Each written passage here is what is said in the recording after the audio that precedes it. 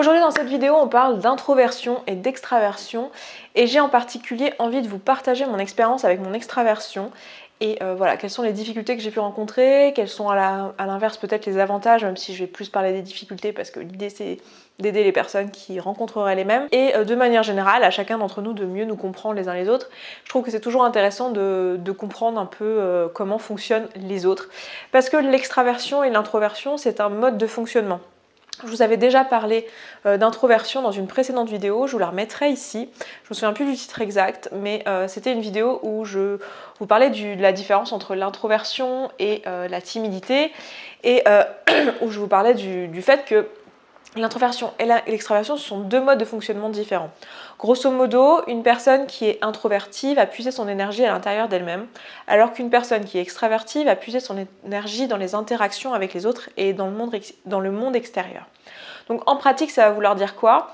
Ça va vouloir dire que quelqu'un qui est extraverti va avoir plus de facilité à socialement connecter avec les autres, il va avoir envie d'interaction, il va rechercher l'interaction, la discussion le groupe social, alors qu'une personne introvertie va avoir plus besoin d'être toute seule, d'avoir son moment de solitude. Typiquement, dans une soirée, un introverti va vite être fatigué s'il y a beaucoup de monde, s'il y a beaucoup d'interactions sociales, il doit faire un effort pour avoir des interactions sociales. Ça ne veut pas dire qu'il n'aime pas, ça ne veut pas dire qu'il est asociable, ça ne veut pas dire qu'il est timide, ça veut juste dire que quand il va rentrer chez lui, il va avoir besoin de regagner l'énergie, se ressourcer parce que ça l'a épuisé. A l'inverse, un extraverti peut avoir dansé toute la nuit, avoir eu beaucoup d'interactions sociales, il va être ressourcé et avoir gagné de l'énergie en présence des autres, même s'il est physiquement fatigué parce qu'il a dansé ou parce qu'il y avait du bruit ou parce qu'il a beaucoup parlé. Mais il va être ressourcé d'un point de vue énergétique, si je peux dire ça comme ça, enfin énergie au sens motivation, au sens je me sens ressourcée tout simplement quand on a interagi avec des gens. En pratique, ça veut aussi dire que très souvent une personne introvertie aura plus de facilité à s'exprimer à l'écrit parce que en tant qu'introverti, vous avez tendance à puiser dans votre environnement des informations, avoir besoin de les synthétiser et de les reformuler avant de pouvoir les ressortir et de donner votre avis, alors qu'un extraverti va avoir besoin de communiquer de manière orale, et de formuler ses idées au fur et à mesure qu'il les pense pour pouvoir les mettre en place. Donc un introverti va facilement pouvoir construire son point de vue en discutant avec quelqu'un, alors qu'un introverti va avoir besoin de prendre les informations, de les synthétiser avant de décider ce qu'il en pense et de pouvoir redonner l'information. Ce qui fait qu'en pratique, un introverti va être plus à l'aise à l'écrit et un extraverti plus à l'aise à l'oral. Même si bien sûr ça ne veut absolument pas dire qu'un introverti ne peut pas être super à l'aise à l'oral et qu'un extraverti ne peut pas écrire un bouquin, ça veut rien dire, mais ça vous donne un peu dans les grandes lignes quelques idées de quelle est la différence entre ces deux modes de fonctionnement là. Si vous regardez les tests MBTI, je vous en avais parlé aussi dans une vidéo, donc je vous mettrai ici, donc le Myers-Briggs test, je sors ENFP. Donc c'est un type extraverti, la première lettre E correspond à l'extraversion. Donc évidemment, tout ce que je vous dis là, c'est à prendre avec d'énormes pincettes. C'est pas parce que vous êtes introverti que vous n'avez pas des situations dans lesquelles vous êtes extraverti, c'est pas parce que vous êtes extraverti que vous n'avez pas des situations dans lesquelles vous êtes introverti. Et encore plus avec le test de Myers-Briggs, c'est pas parce que vous êtes un type que vous êtes représentatif de votre type dans toutes les situations, parce qu'on est bien d'accord que scinder les personnalités en 16 groupes de personnes, voilà, il y a plus de variété dans l'espèce humaine a priori. Donc évidemment, tout ça n'est pas une boîte, une case figée.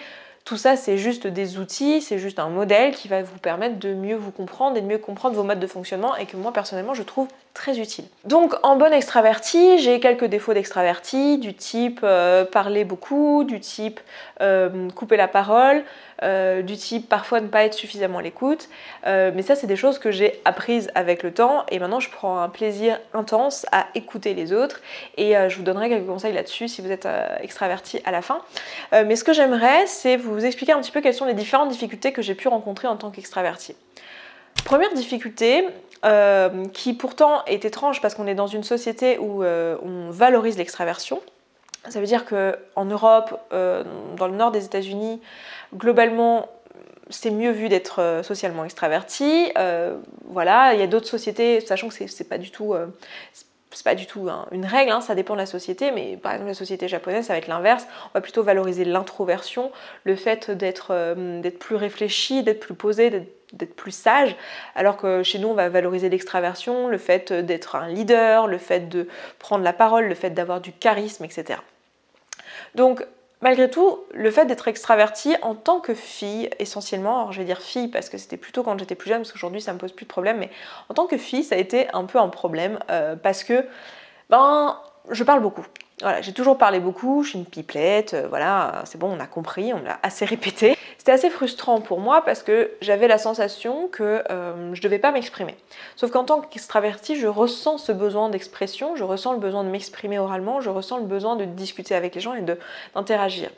Et du coup, c'était assez frustrant, surtout qu'assez vite, j'ai compris que une fille extravertie qui parle beaucoup, c'est une pipelette, c'est une commère, c'est quelqu'un de superficiel.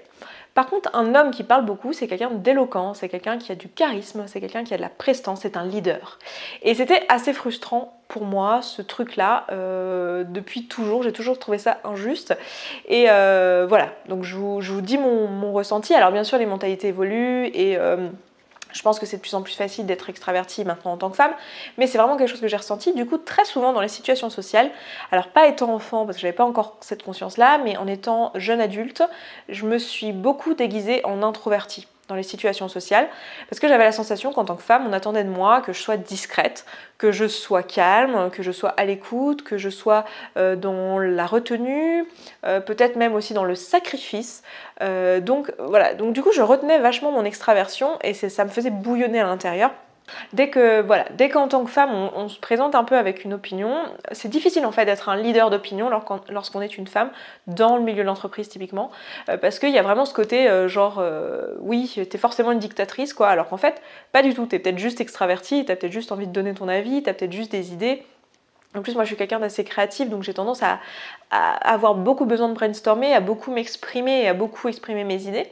Du coup, c'était assez frustrant aussi dans le milieu de l'emploi et ça m'a pas mal donné des étiquettes dans lesquelles je me reconnaissais absolument pas, des étiquettes de pas du tout, de vouloir imposer mon avis par exemple, de ne pas vouloir écouter les autres, de vouloir l'idée alors que pas du tout. Il y a un truc qui est assez drôle et qui est la deuxième difficulté dont je voulais vous parler ici, que j'ai rencontré en tant qu'extravertie. Je pense que c'est lié au fait que je suis aussi une extravertie introvertie, mais j'ai beaucoup eu ce truc où socialement, parce que je m'exprime, parce que je suis présente et parce qu'on me voit, on m'entend, on me donne le lead dans des situations où je ne l'ai jamais demandé. C'est-à-dire que moi j'aime beaucoup permettre aux personnes de s'exprimer. Justement comme je suis extravertie, je vais vers les autres, je vois les introvertis qui restent dans leur coin. J'aime bien trouver le moyen de leur donner la parole, j'aime bien que tout le monde s'exprime, j'aime bien discuter avec les gens, mais comme je me place finalement un peu en leader sans le faire exprès, on va avoir tendance à me donner le lead. Typiquement dans que ça soit dans un groupe scolaire, quand on faisait des exposés ou des trucs comme ça, ou que ça soit même encore aujourd'hui, par exemple si on est un groupe et qu'on fait des vacances ensemble, le fait que je sois extravertie, que je donne mon opinion, que j'ai besoin de donner mon opinion, ça donne parfois l'impression que je veux l'imposer ou que je suis vraiment sûre de mon opinion et que je trouve que c'est la meilleure chose à faire, et du coup on va volontiers me donner les rênes en fait. Alors que pas du tout, moi si j'exprime mon opinion c'est parce que je suis extravertie, que j'ai besoin de le faire et que j'ai besoin qu'on me donne un feedback, j'ai besoin qu'on me réponde, et j'ai pas juste besoin d'être écoutée, je m'en fous en fait, j'ai besoin de discussion et de le dire. Et je peux pas juste le retenir comme ferait un introverti où il dirait non mais en fait c'est pas très intéressant ce que j'ai à dire, du coup je vais pas le dire.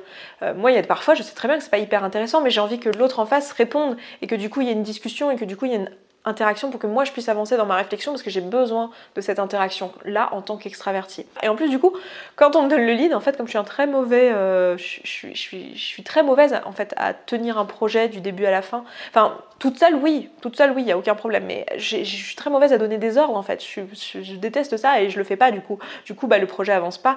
On a besoin de quelqu'un dans un projet où il y a un leader, quelqu'un qui soit le chef du projet, quoi, ce qui n'est pas du tout quelque chose que je fais très bien. La troisième difficulté que j'ai pu rencontrer, enfin je sais pas si j'en suis vraiment à 3, mais je dirais l'autre difficulté que j'ai pu rencontrer en tant qu'extravertie, c'est que j'ai la sensation qu'en tant qu'extravertie, on a tendance à être moins en introspection. Parce qu'on a ce besoin d'être dans l'interaction avec l'autre et on a besoin de l'autre pour pouvoir se formuler des idées. On a besoin de cette discussion. Et moi j'ai beaucoup souffert du fait de ne pas avoir assez de personnes avec qui discuter, de pas que je sois entourée parfois de personnes qui n'ont pas ce besoin-là. Et du coup, j'ai aussi souffert du fait qui va avec de ne pas vraiment bien me connaître, parce qu'en fait, j'ai pas passé beaucoup de temps en introspection. J'ai la sensation, alors là, c'est pas du tout scientifique, hein, ce que je suis en train de vous dire, c'est vraiment juste mon ressenti, comment je le vis, comment je l'analyse maintenant, mais comme d'hab, hein, prenez tout ça avec des pincettes, mais j'ai la sensation que les personnes introverties passent beaucoup plus de temps avec elles-mêmes, hein, puisque en fait, elles sont plus dans l'observation et dans la formulation d'idées dans leur tête, et j'ai l'impression qu'elles se connaissent mieux. Mon extraversion m'a un peu freinée dans ma connaissance de moi-même en fait, et dans mon introspection. Limite, c'était... Alors, je vais exagérer en disant ça parce que c'est pas le cas, hein, je suis pas du tout quelqu'un d'anxieux, mais limite être toute seule, c'était genre oui, mais alors du coup, je vais faire quoi si je suis toute seule, je vais pas pouvoir parler avec des gens, qu'est-ce que je vais devenir et tout, et genre le simple fait d'être seule et de réfléchir avec moi-même et de me poser avec moi-même, c'était quelque chose qui était pas du tout dans mes habitudes. Et c'est un truc que j'ai appris à faire avec le temps. Et c'est là que je vais en venir à quelques conseils que je peux vous donner si vous êtes extraverti comme moi, qui moi m'auraient aidé en fait si on me les avait donnés plus tôt. Déjà, c'est de prendre conscience de votre extraversion et de prendre conscience que c'est un mode de fonctionnement et que c'est pas un truc que vous choisissez. C'est pas vous qui parlez trop, c'est pas vous qui êtes irrespectueux et qui coupez tout le temps la parole, c'est pas vous qui êtes genre relou ou trop sociable ou trop sympa ou qui donnez trop de vous-même ou qui êtes trop dans l'échange ou comment dire, il y a un peu ce côté, on a parfois la sensation d'être too much quoi, de trop partager, de trop parler, de trop donner, de trop raconter. C'est pas un problème en fait, c'est le fait d'être extraverti. Si vous êtes un extraverti qui a besoin de conversations profondes, c'est certainement ce que vous faites et c'est normal, c'est votre mode de fonctionnement, donc prenez-en conscience. L'autre chose que j'ai envie de vous dire, c'est que en tant qu'extraverti, vous allez en fait avoir besoin d'interaction, mais prenez aussi ce temps pour vous. C'est-à-dire que comme n'importe quel être humain, même si vous êtes extraverti, vous allez avoir besoin de temps seul pour vraiment apprendre à vous connaître. Et notez le fait que peut-être vous ne vous connaissez pas bien parce que vous êtes constamment dans l'échange avec l'autre, mais que finalement vous-même, vous ne vous connaissez pas bien parce que vous n'avez pas ce temps d'échange avec vous-même. Donc j'aurais envie de vous encourager à prendre ce temps. Et la troisième chose que j'ai envie de vous dire, c'est, et que j'aurais aimé entendre, c'est d'être plus à l'écoute en fait. C'est un truc que j'ai appris, alors peut-être que c'est ma part d'introversion, j'en sais rien, je peux pas trop dire, mais c'est un truc que j'ai appris et avec lequel maintenant je prends beaucoup de plaisir, c'est-à-dire que si vous communiquez avec l'autre, c'est parce que vous avez besoin de l'échange, vous avez besoin de formuler votre idée et vous avez besoin de recevoir un feedback. Et en fait, très souvent, en tant qu'extraverti, on ne comprend pas que la personne en face, si elle est introvertie d'autant plus, elle va pas naturellement nous dire ce qu'elle pense.